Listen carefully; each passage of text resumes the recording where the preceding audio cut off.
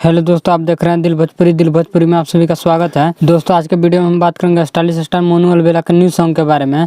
और इस सॉन्ग का पोस्टर अभी लॉन्च किया गया है और इस सॉन्ग का नाम है मेरे सहेली को बच्चा नहीं हो रहा है। और इस सॉन्ग को लिखे हैं अजय बच्चन, म्यूजिक दिया है अविनाश झा घुंघरू।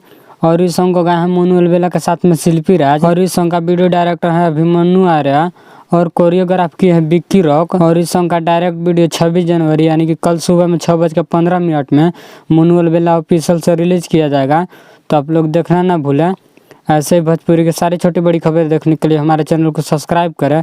मिलते हैं अगले वीडियो में, तब तक के लिए जय हिंद जय भोजपुरी। कुछ उपाय बताएंगे, कुछ दिन है भभूति लगा लीजिए, ले जाओ बच्ची, नहीं तो फिर बाबा जी खुद